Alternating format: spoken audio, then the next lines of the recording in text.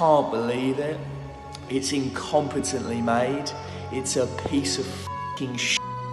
It's a 1 out of 10. I would rather watch Attack of the Clones. There were some good parts. It's very complicated. One rushed, kind of sloppy mess. I went in with low expectations, and I still came out disappointed.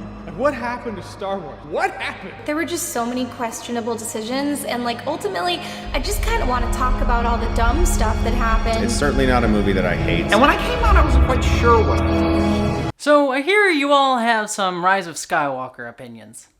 Let the hate flow through you. I'm obviously more of a Trek gal, but I've always enjoyed Star Wars. And back when Disney announced the new trilogy, I was really pumped. Yay!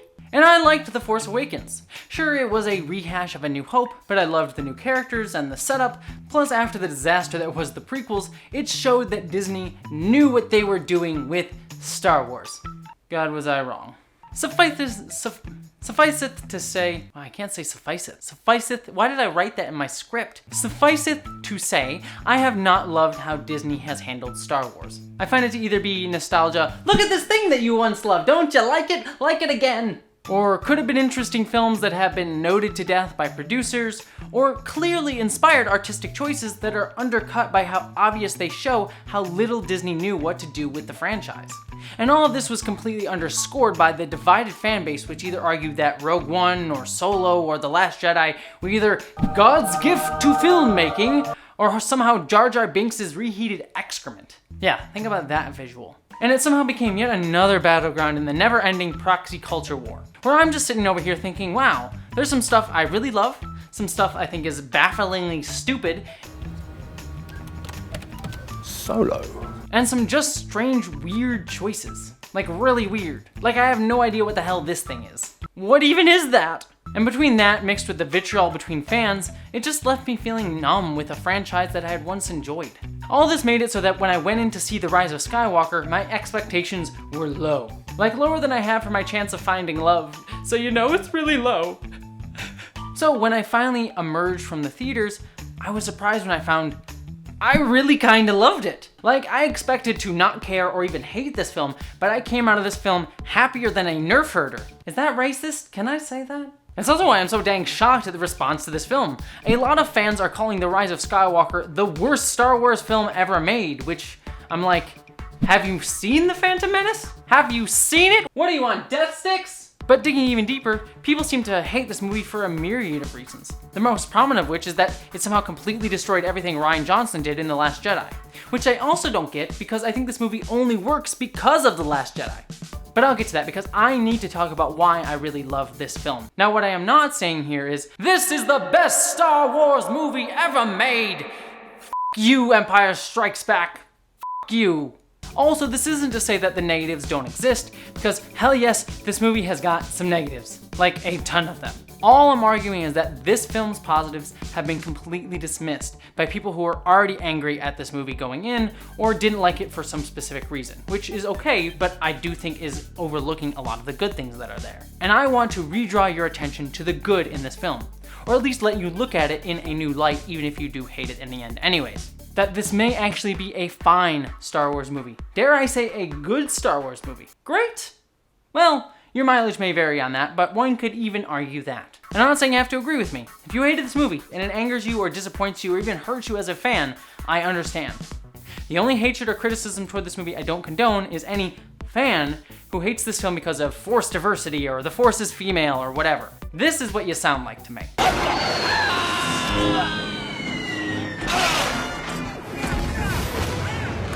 Heaven forbid a franchise feature a woman and a man of color as its leads. And also, this film is not some amazing, most progressively minded movie of all time. We're doing good, right? Now celebrate us for doing the bare minimum when it comes to representation and accurately portraying women and other minority groups, huh? And also, I don't support any hate directed at filmmakers like J.J. Abrams or Kathleen Kennedy. Dislike their creative choices, dislike their art. At the end of the day, no one, not even the most experienced artist, is immune from mistakes or knowing what they're doing. We're all fumbling in the dark. Speaking of fumbling in the dark, let's actually talk about Rise of Skywalker finally. The Rise of Skywalker is a movie that just asks you to accept right up front that this is going to be a mess, a crazy, silly mess. The first lines of the opening crawl are literally, "The dead speak." Like, what? How insane is that? The dead speak? Oh dear God, what movie did I just walk into? Then the film literally goes into showing you that Palpatine is back, and not only that, he apparently created Snoke, who's just some dude floating around in a glass jar. Don't expect an explanation for any of that. Then Palpatine freaking raises a gazillion Star Destroyers out of ice and just says, yeah, this is what the we're doing now. And I get it. All that is stupid. Like, think about it for 1 second and it's crazy. We get zero explanation why Palp is back. Why the hell does he have Snoke clones? I mean, even if he was controlling Snoke, why the hell did he need more than one?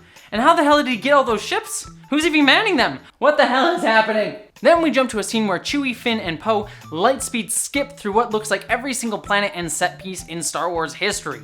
It's crazy and dumb and ridiculous, and I loved every dang second of it. Rise of Skywalker was a film that was asked to be a conclusion to a trilogy that clearly didn't know where it was going. Its first film was a reconstruction of what Star Wars was, followed by a film that decided to completely deconstruct Star Wars, with both films achieving their goals to varying degrees of success. Yet it just left the trilogy feeling aimless and directionless, like it didn't know what it was trying to say. So Rise of Skywalker was set up in this trilogy's third act to try to be something that forged its own way, to not be a construction or deconstruction, but something new. Yet Rise of Skywalker was also asked to cap off an entire 9-film trilogy, forced to be something to close off a series that had meant so much to so many. These are two diametrically opposing asks, to pay respect to everything that had come before, and yet do something completely new. It just made this film have an honestly impossible task. So this film is always going to be a mess, and believe me, it is a mess. The pacing is insanely fast, like we go from lightning crazy evil planet to totally not Endor, to totally not Tatooine, to totally not Coruscant. We get new characters introduced and then completely removed a few minutes later. We even have excellent concepts like Finn's force sensitivity or stormtroopers that defected show up and then promptly ignored. And did I mention the bazillion ice Star Destroyers? Sorry, I can't get over that. It's great. So this movie's opening, with all its craziness, is telling you right up front that yeah, this is a bigger mess than my hopes and dreams. How is the Emperor gonna come back? F you, he survived. Worried about not seeing enough planets? Well, here's 1 billion of them in 5 minutes.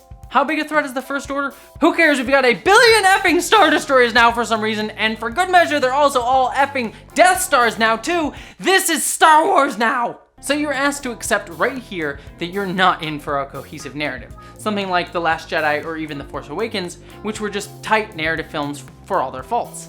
In Skywalker, the film just asks you to either be fully in or fully out on its insanity, and I get it if you get off right there. Yet when I was watching this scene, I just realized, you know what? I'm fully in.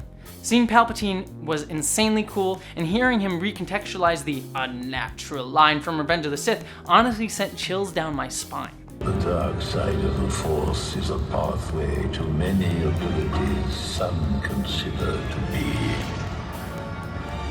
unnatural. Sure, it's all ridiculous and over the top, but by accepting the mess that it has to be, this film somehow is able to liberate itself from all the baggage that it has to shoulder and can just address it all in a way that it best can, while also not being a film that just spends 3 hours trying to neatly clean everything up, but more importantly, have fun. And also 1 billion Star Destroyers! God, I love it. And this movie is a ton of fun.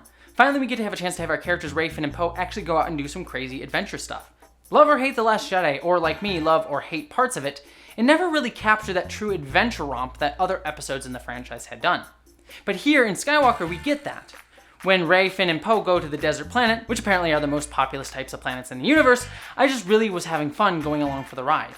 Sure, it's not the most high-stakes stuff, as we know our characters are going to be okay, but I just enjoy getting a chance to be with these characters having fun together, and let me have fun with them. I feel like a part of the group. I just get to be a part of the fun of being in Star Wars. Also, this death...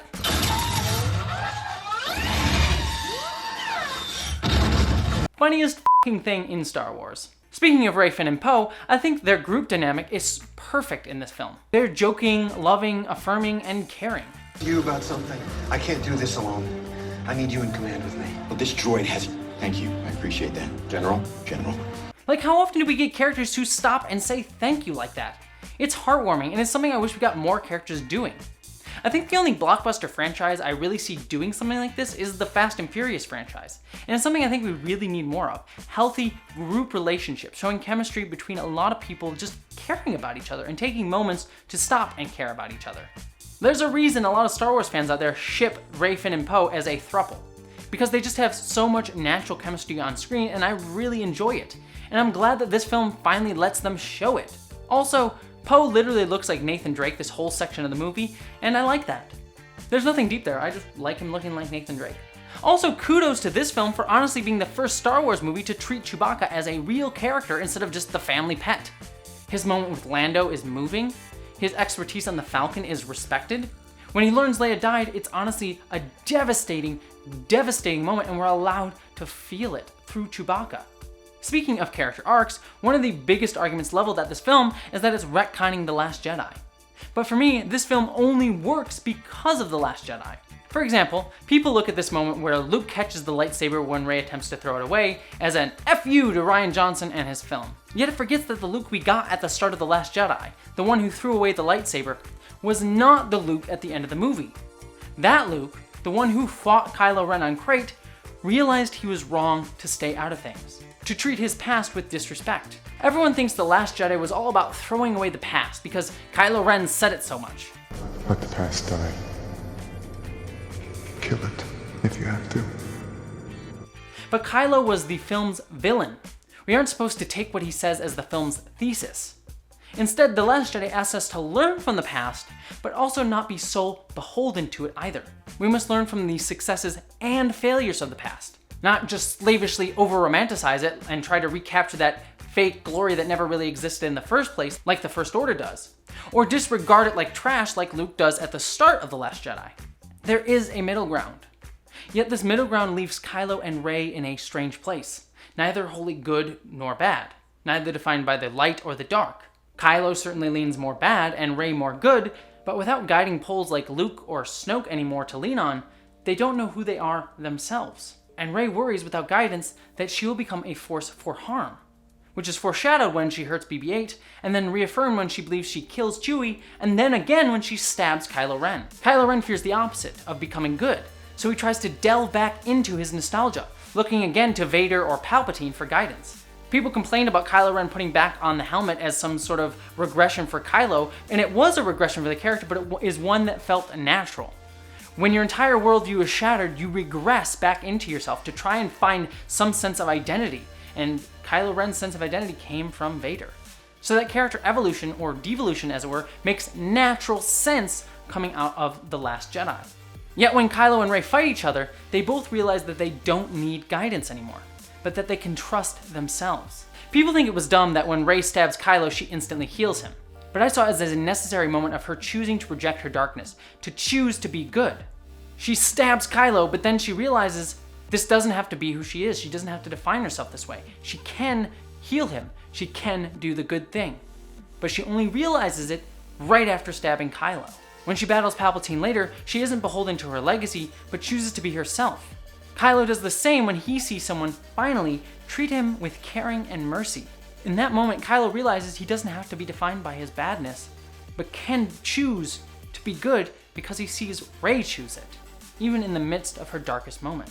Kylo being stabbed was a necessary symbol for both Rey and Kylo's arcs. This also mirrors The Last Jedi's look at democratizing the Force, making the Force not defined by bloodlines, but by your own sense of self. Sure, Rise of Skywalker returns to the idea of Rey having an important bloodline, something that seemingly was dismissed in The Last Jedi.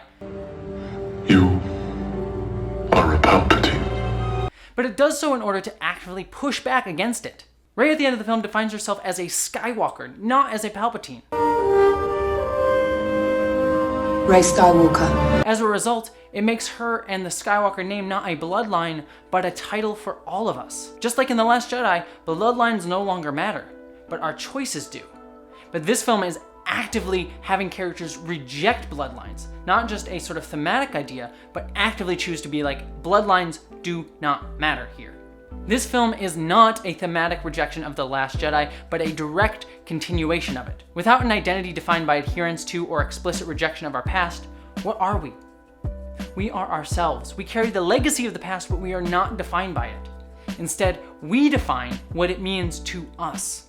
And this thematic idea is also reflected in the film as a whole. People have complained that this film is all just fan service, and normally I do hate nostalgia for nostalgia's sake. It's why I hated the first few episodes of The Mandalorian, as so much of it was just pale echoes of what I had seen before. But here in The Rise of Skywalker, this nostalgia works better than most because it's both a wonderful homage to everything that had come before to help cap off this film as an ending to a trilogy and a series of 9 films, as well as a great recontextualization of that nostalgia. The Emperor's unnatural line from Revenge of the Sith is a personal highlight, turning it from a manipulation line from that movie and turning it into a pure eldritch horror of the Emperor being back. When Lando shows up, it feels a little bit more than a cameo because he talks about how in the war that he fought, he continued to fight no matter what, reminding our characters at this moment that their struggle against evil isn't pointless, even if it is a repeating cycle. Sure, things repeat, just like in this trilogy, certain events repeat over and over again, but it's worthwhile to do it because we need to keep fighting back no matter what, even if the same evil is coming back. This highlights how nostalgia is being used in this film to discuss the present. The destroyed Death Star over Endor, once a technological marvel, is now a hulking corpse, a perfectly fitting place for Rey to learn the horrors of her true lineage amidst the scar, a blight upon Endor, left behind by her grandfather. When Kylo Ren and Han Solo discuss Ben coming back to light, it reuses the dialogue from Han's death scene in Force Awakens, yet now with a new context of actually having Ben choose the light over the dark. I want to be free of this pain.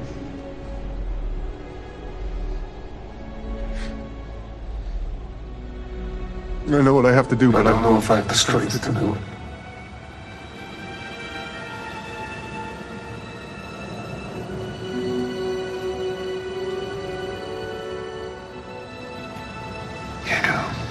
By reusing this dialogue, it reminds us of how far Kylo has come because it shows us where he was.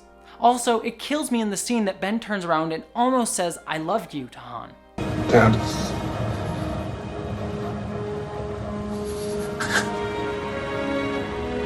I know. I'm not crying, you're crying. I love you. I know. This movie is not just referencing scenes saying, "Oh, remember this thing you liked?" but to actually remind you of where these characters and franchise were, and how their legacy informs the present. Just like we were talking about in The Last Jedi. The horrors of the past and the successes of the past are all brought forth in this movie. And it all leads to the moment where Rey looks up at the sky and hears the voices of the Jedi. We feel that moment because through all of the references throughout the entire film, we know that that legacy actually still plays a tangible role in the lives of our characters. It's not just a member-berry lane, but something that has left its mark on this universe, for better or for worse. And the narrative makes us feel that weight and makes this film a fitting end to a 9-film trilogy. Yet in the end, Rise of Skywalker ends on a wonderful dissection of how hate and hope will always be in eternal balance, an eternal cycle. When Hux is revealed to be the spy, I thought it was brilliant. His motivation makes perfect sense, that he doesn't want the Resistance to win, but Kylo to lose. His allegiance to the First Order only goes as far as his own personal vendetta. He should be idealistically aligned with the First Order, but his anger, hatred, and power lust distances him from it, defeats itself. So when we look at Palpatine, we see a similar arc played out. By bringing Palpatine back here, you realize that he has been the sole driving evil throughout this entire 9-film saga. He moves beyond being a simple character and becomes an embodiment of everything this franchise has fought against. Fascism, hatred, anger. And I also love that the Emperor says that by killing him, his spirit will live on in Rey. Anger and hate will perpetuate itself if we give into it, if we keep feeding it. Yet we sometimes can't see any other choices, so we continue that cycle of hate and destruction and pain, just like Hux does. It also explains to me why the Sith were always just cool with their apprentices always killing each other. Like, that's in the lore. Sith always understand that they'll be killed by their apprentices. They just know that going in, which is so weird, but having it explained as their spirit of hatred lives on when they are killed makes so much sense. Kill me, and my spirit will pass into you, as all the Sith live in me. And it also mirrors how hope works too, just as Obi-Wan said in A New Hope. If you strike me down, I shall become more powerful than you can possibly imagine. But unlike the Sith and hatred, which is passed down individually solely and is inherently destructive, hope spreads out. It infects others. It is something that is spread slowly yet powerfully. If hatred is individualized, then hope is community. It's why I love that the film tells us that there will always be more of us than there are of them. First Order wins by making us think we're alone. We're not alone. Good people will fight if we lead them. There is always more love than hate, and that is what Star Wars has always tried to say. But sometimes we don't see it because hate feels so insurmountable. Yet is honestly so easily defeated if we try hard enough. We see in this final battle over the planet when the gazillion ships show up to help. I'm just so happy. This movie has so many ships. I love it. But also more directly between Palpatine and Rey and Kylo. Rey has the entire history of the Jedi behind her, as well as Kylo. Palpatine has just himself. And that's why he loses. And the fact that Rey doesn't kill him, but his own lightning strikes him down, he kills himself, hate defeats itself just like Hux did, it just perfectly displays how self-defeating hatred is and how self-propagating hope is. It's beautiful, honestly.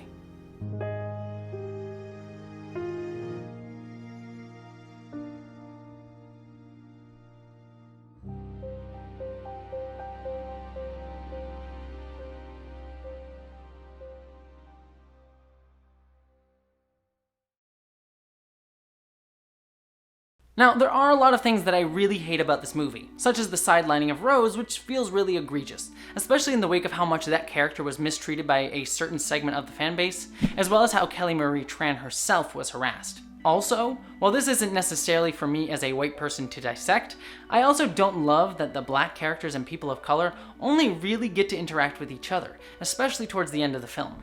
Also, this really insubstantial queer representation. This just pleases nobody.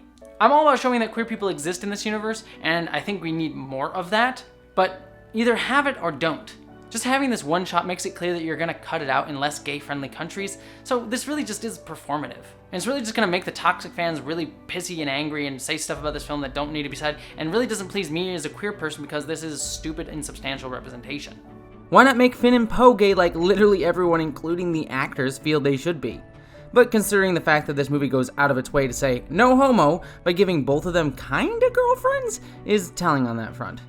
It's not just about having more queer representation, though that would be great, but having an actual romance in this film that felt built up throughout the trilogy instead of just happening in a single shot edited out for Singapore would have really added to this film and again, trilogy as a whole. Also, there are so many dumb plot holes in this movie. Like, why does the knife work only at the exact point that they happen to be standing on? There's also a lot of pointless plot threads, like Poe's random girlfriend who shows up and then has her arc instantly resolved, or the random stormtrooper girl who just kind of walks up and only really appears to be there to introduce the concept and then just hang around, or the entire Knights of Ren who only exist to be mini-bosses and to be killed, or the fact that they set up Finn's force sensitivity and constantly hint at it.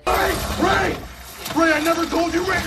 But despite it being thematically relevant at the end towards democratizing the Force and choosing one's destiny, the film refuses to concretely resolve that fact and have him say, I'm Force sensitive, and it just causes people to think that he was going to say he has feelings for Rey. And I also don't like how Chewie's death and C-3PO's memory erasure are completely undone, removing these wonderful chances to have long-term personal stakes in the film.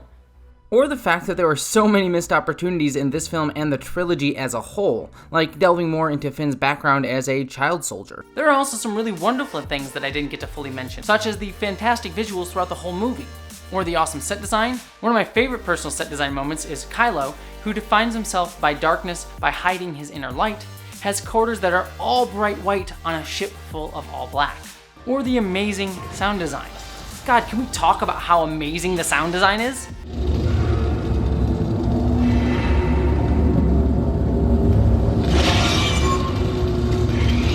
Or the fact that the evolution of the reality bleeding from The Last Jedi and Force talking effect was so amazeballs and had a fantastic payoff. And also the bazillion freaking Death Star laser ice star destroyers. Did I mention how cool those are? But as I wrap up my thoughts on this movie, I have to temper my enjoyment to say that this is not the movie that I hoped it would be. What I wanted, as I want with all the franchises that I enjoy, is an expanding of the universe. To use a world that I love in ways that feel both natural and new, but still firmly grounded in what I love. That's what I feel the prequels attempted to do, for all of their many faults. Those were not good movies, but at their core, they were not repetitions of the original trilogy. The prequels still spoke to Star Wars themes of good versus evil and the corrupting influence of power, Yet it tried to show us how fascism rises out of the ashes of a democracy that has grown both complacent and ignorant of the plight of others. And it did it on a macro scale, and also tried to mirror that on a personal micro scale with a good man becoming evil. The prequels failed to do that in execution, but the themes were solid but different from the original trilogy. And that is almost an inverse of the Disney trilogy. A trilogy that has bent over backwards to give us the same thing again or just refute the same thing. The First Order is just the Empire, Kylo Ren is just Vader, Snoke was just Palpatine, until we quite literally got Palpatine. And even The Last Jedi, which at least tried to explode some of that, was still using the same structure of the original trilogy as its base instead of expanding elsewhere. I wish this franchise had evolved and done something new, but it just tried to give me more of the same, and as a result, it just left me feeling kinda numb. And in many ways, The Rise of Skywalker is just the epitome of all of that. Just a rehashing and revisiting of everything that Star Wars has done before. This is not the movie that I asked for nor wanted. And I hope to God that we don't get another film or trilogy in this franchise that just tries to emulate everything that I cared about before, because it will inherently have diminishing returns. Yet I also think that that is Rise of Skywalker's greatest strength.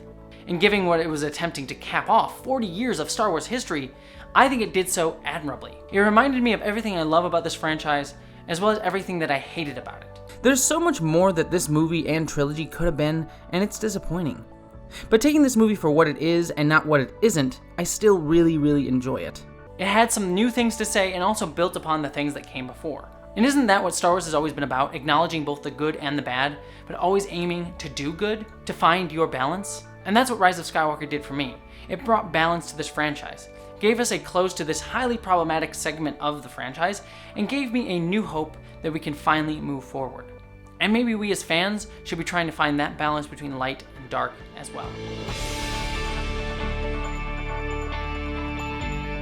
Alright, well, what did you think? Did you agree with my analysis of The Rise of Skywalker? You know, I've only seen this film a few times. I'm sure I'll have more to say as things go on, but I would love to hear your thoughts. Did you agree with me? Did you disagree with me? I'd love to hear your thoughts in the comments below. And if you want to see more videos like this, like I have a video on Star Trek Nemesis coming out next week, please give this channel a subscribe. And if you want to help make these videos even better, please don't forget to give to my Patreon page. Every little bit helps, and you can get some cool perks like having your name read on screen, just like these fine folks did. But every little bit on Patreon really helps me pay the bills, helps make these videos better. It really, truly means the world to me.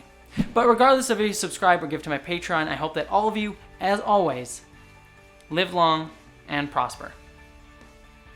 And special thanks to my commander level and above Patreons, Stefan Schuhart, Michael McGee, Boyd Earl, Law Lindley, Wellington Marcus, Munir Amlani, BBD, and Mari Nekar.